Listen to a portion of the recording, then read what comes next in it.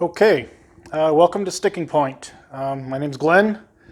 I am the host of this show. It is my YouTube channel. This is take, I don't know, about 10,006. I thought this was going to be a lot easier than it is, but hopefully we'll get it figured out at one point. So what are you here for? Well, basically what you're going to get is knife reviews.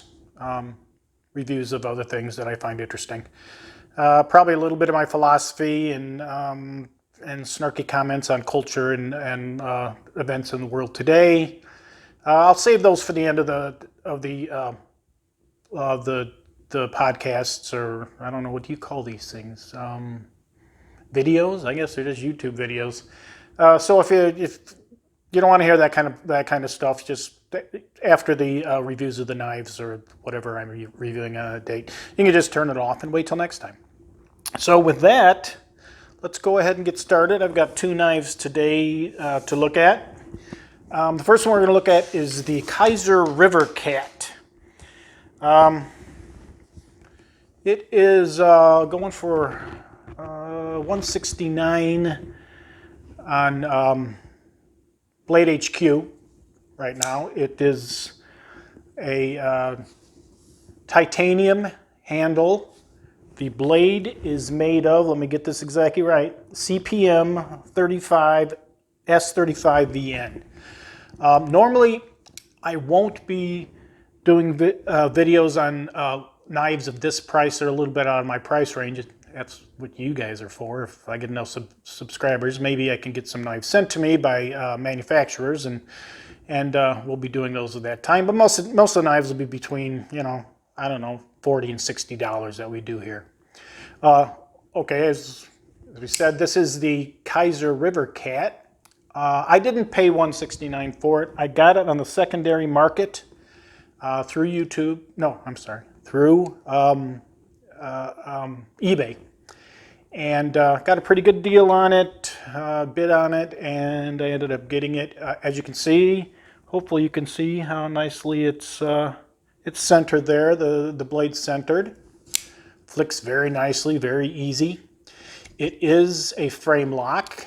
Anodized titanium. They call this color, give me 1 second, Spectrum.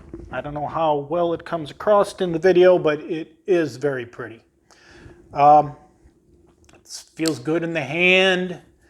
Got a little jimping up there to hold on to. Maybe a little bit of a hot spot where the pocket clip comes, but the pocket clip fits well in the pocket. Don't have any issues with that. It's a deep carry. It can go left or right. You can flick it with the tab, or has these nice little guys here. You can flick it with those as well. Came sharp, came centered, came clean. Happy with this knife. It is a larger knife at 7.75 inches. The blade itself is 3.375 inches. So if you don't like a larger knife to carry every day, this may not be the knife for you, and definitely the next one won't. But it feels good in my pocket. I don't mind a larger knife, so I don't have an issue with that. I don't know if you can see the Kizer name on there, but I've had a few Kizers, and they all are. I like them all, is what I'm trying to say here. But I got nothing bad to say about this knife. I wouldn't spend $169 for it, but what I got it for, I think I would have paid for that, and I'd pay for that again. So that's this one. Is there anything else that you need to know about? It is a little bit hefty, 4.52 ounces. Manual flipper, thumb studs, frame lock. Comes designer's Tomcat knives, and it is made in China. If that's an issue for you, then this isn't a knife for you. Okay, so that's the Kizer River Cat. Next, we're looking at the CRKT Fossil. it is a big knife. It's a heavy knife. It's big. I like it. As I said, I don't mind a heavier knife. I don't mind a larger knife. It too is only blade up, right side carry. It's flickable, and it also has the little spidey flicker if you like to do it like that. Came sharp. Came well centered, if we can get a look at that. It is stainless steel on the handle with a G10 brown overlay on that. I guess it's supposed to look like an old rock. It's a fossil, so I guess that makes some kind of sense. These little extra little holes there are cute. I don't know what the point of them is, but they're kind of nice. Let's see what the blade metal on this one is. 8CR13 MOV. So not a bad steel, but not a great one as well. Flicks nice out of the box.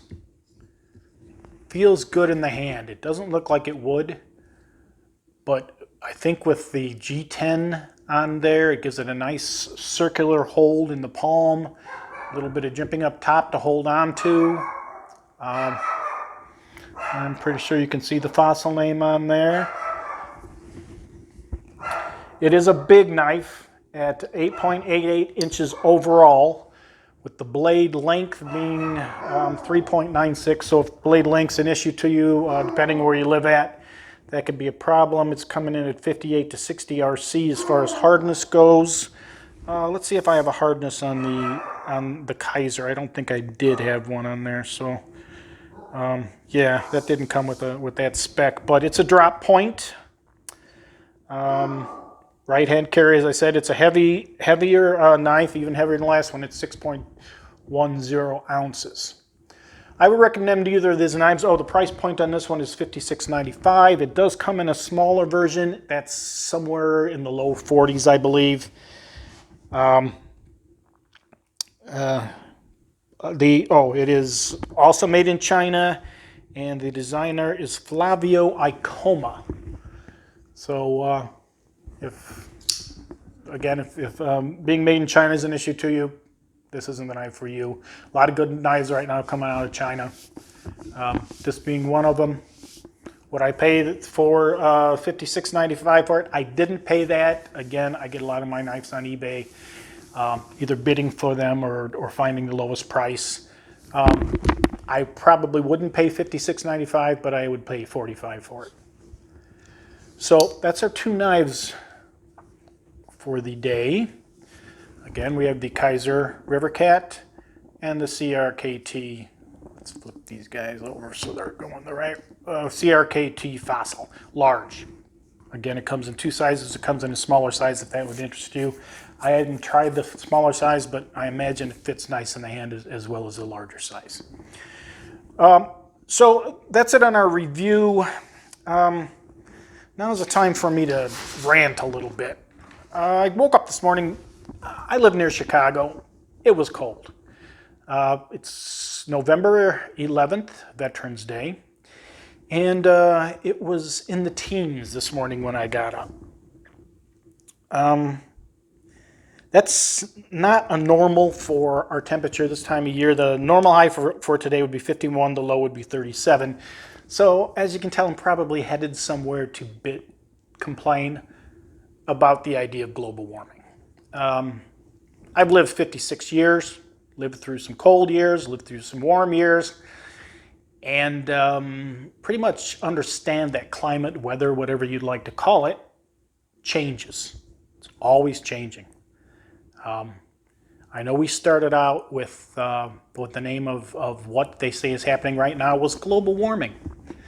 That didn't seem to catch on because there were some times that it was cold, so they had to change the name, and they changed it then to climate change.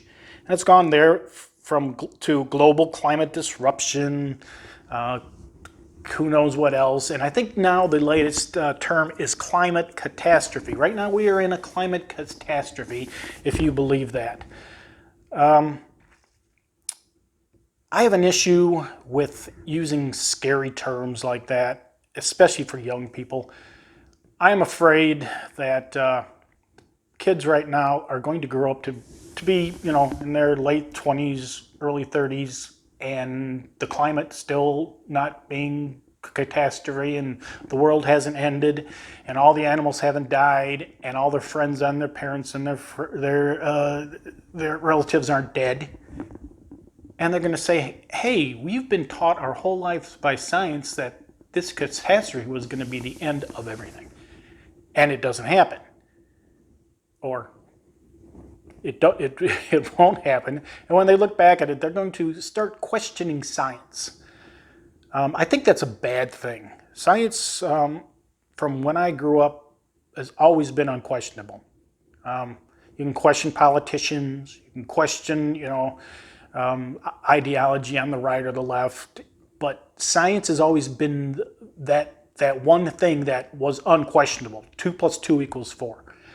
Now, if scientists are telling us the world is going to end and it doesn't end, let's say you're, in 20 years you're 30 and you've been being told that the world was going to end by the time you're 25, and you're 30 and the world hasn't ended. You haven't spent a lick of time trying to make anything out of your life because you weren't going to have a life. You're going to be dead. All of a sudden, you're 30, you've got nothing. You've done nothing. And who do you have to blame? Well, you have to blame the scientists, the people that were telling you, the people that were supposed to be trusted and were telling you that this was going to happen.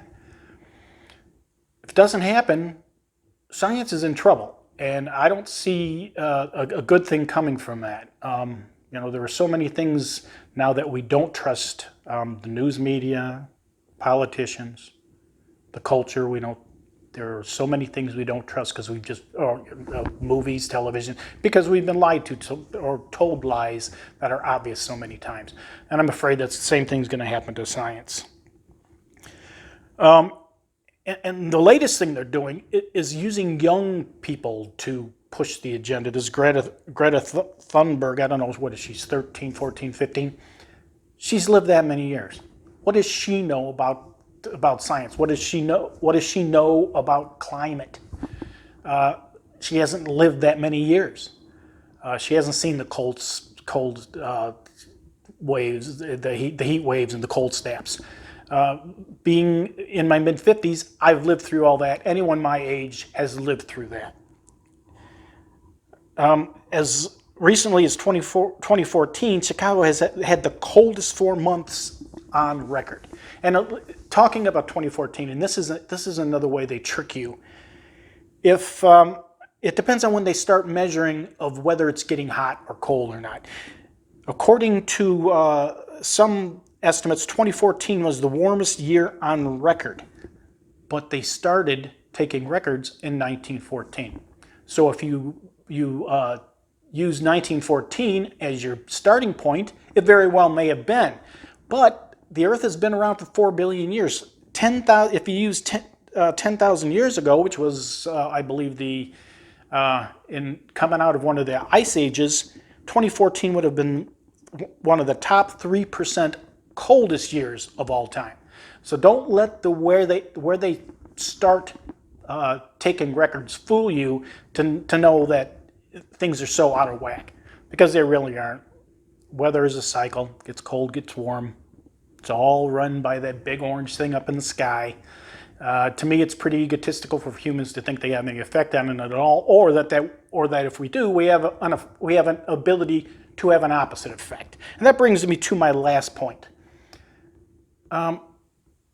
There is no one, and don't let anyone lie to you about this, that can tell you that they know what the proper temperature of the Earth is. Nobody knows what temperature the Earth is supposed to be. And yet, we're supposed to change our behavior to aim towards something that we don't know the answer to. What if changing our behavior makes it worse? What if changing our behavior makes it better? Maybe. But the problem is, unless you know what we're aiming for, and they do not, because the Earth has changed temperatures and it's always changing temperatures, how can we aim towards something we don't know what we should be aiming towards?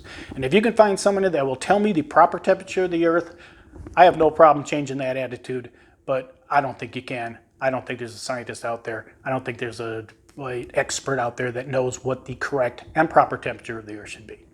So that's my rant. That is Sticking Point, episode number 1.